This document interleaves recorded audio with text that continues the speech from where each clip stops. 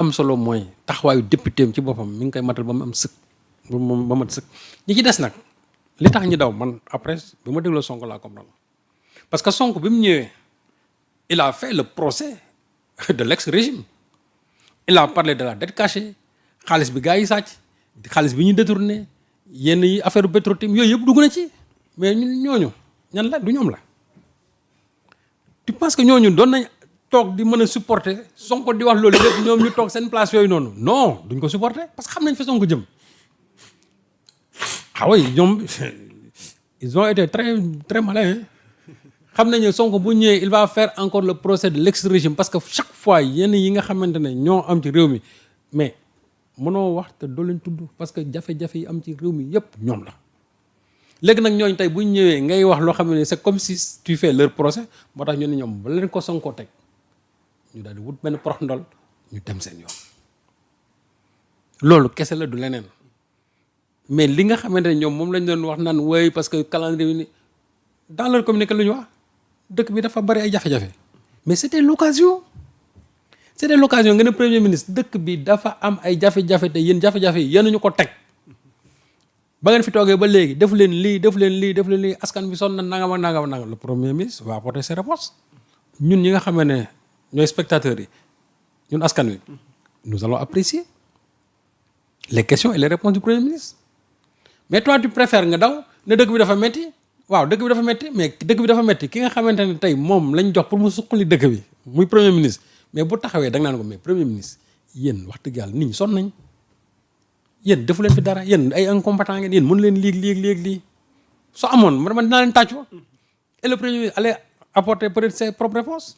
mën na leen doy mën na leen bañ doy mais comme que nag ñoom jàpp nañ ne premier ministre bu ñëwee di tudd ay dettes cachées bu ñëwee di tudd ay détournement de deniers publics bu ñëwee di tudd yenn dossiers judiciaires yi nga xam ne dañ ko ndëbboon ñoom nag ils l'ont deviné moo tax ñu daw moo tax ma ne côté boobu ils ont raison loolu moo tax ñu daw léegi nag ci biir daw bi maa xal dañ ci yóbbaale ñoo xamante ni seen yoon newu ci mooy li ma wax Anta. espérons sa jarbaat dina. man de dina la. man de su ma amoon sañ man ci li ma koy digal man en tant que vraiment son oncle man li ma koy digal. mooy jëlal sa yoonu bopp te bàyyi. relique politique yi nga xam ne yaa ngi leen topp. ok parce que ñooñu seen temps jeex na. yow yaa ngi ci ndorteel. te da nga war a fësal sa bopp war a tekki dara sur le champ politique demain mais tant que mi ngi topp ñii. je vous assure que du arrivé ci politique. ce ne sont pas les mêmes registres politiques ce ne sont pas les mêmes volontés politiques. espérons dina la dégg mais am na benn point boo xam ne tamit reeloo na nit ñi keroo parce que permit dose d'humour am léeg-léeg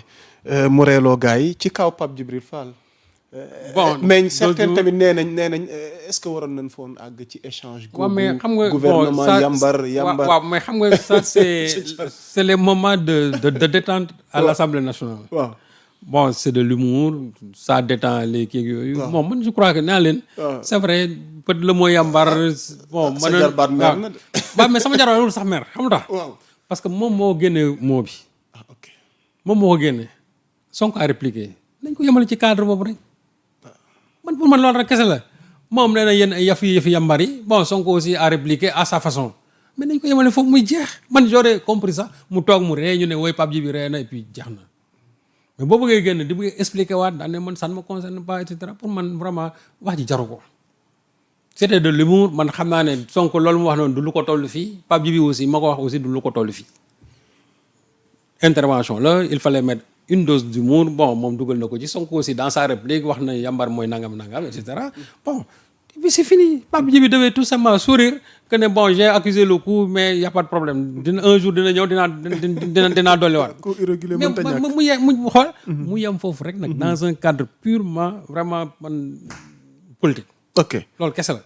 ok alors sëñ Sall balaa ñuy terminer donc en grosso modo tey par rapport aux réformes parce que tamit Ousmane Sonko y a eu de pertinentes interventions par rapport à des réformes réew mi nag jot na nag sëñ Sall ñu appliquer. yenn réformes yi. non il y a beaucoup de réformes actuellement nii qu'on doit mettre en application ak réformes yoo xam ne dañu ko war a initier man j'ai dit réformes yi nga xamante ne bon déjà boo xoolee au niveau de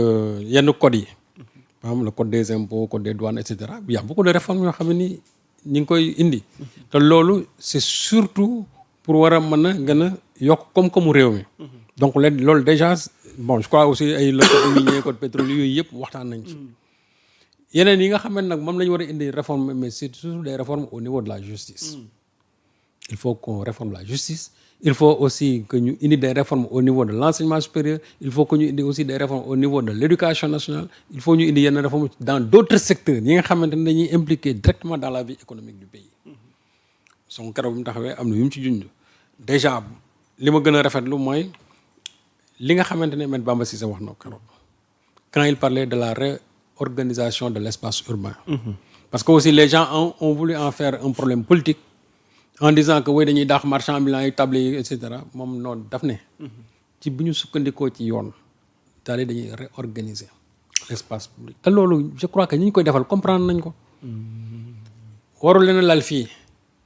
mais dinañ trouver solution. mais libérer l'espace public parce que Sonko bu demee ba ne war nañu defaraat marché Kelmel war nañu dem aussi au niveau du SUTSES def fa ay centres commerciaux yoo xam ne dina mën a jël ñu bëri ñi nga xam ñu ngi liggéey te loolu ce serait vraiment man jàpp naa ne moo gën a décent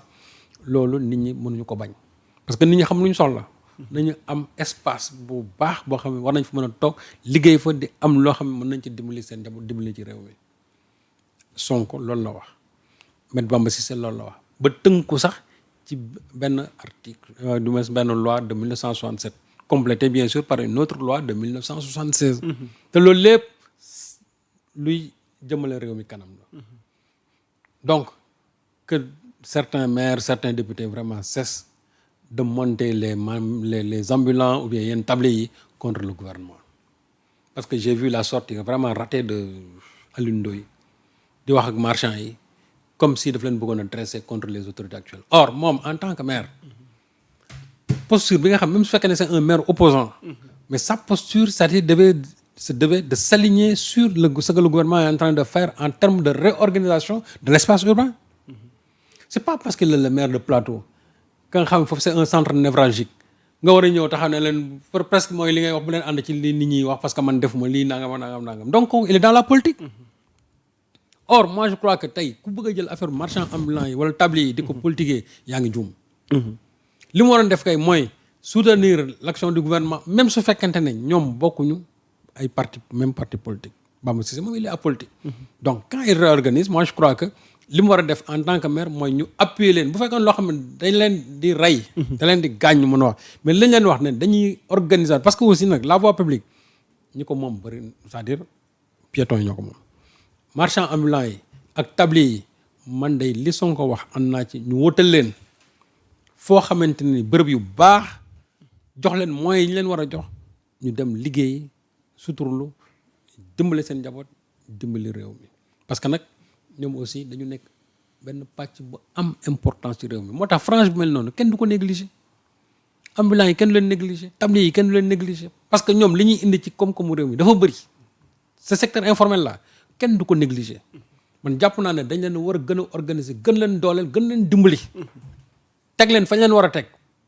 mais moo gën ñu bàyyi leen ci situation yoo xam ne nii chaque jour ils sont presque dans la précarité ou bien dans l'incertitude à un certain moment aussi il faut savoir wax ak nit ñi wax leen li nga xam ne mooy seen njariñ te à terme ñoom dinañ ci gis seen njariñ mais bañ a nag déglu yenn maires yi nga xamante ne tel que Alioune Ndoye laa fee di leen dresser contre les autorités ku leen ko def c'est-à-dire ku leen wax yenn wax yi da leen a bëgg a lor moytu leen yenn wax yi xool leen ci biir wax yi lan moo ci seen njariñ éviter qu'on vous dresse contre les autorités actuelles parce que man xam naa ne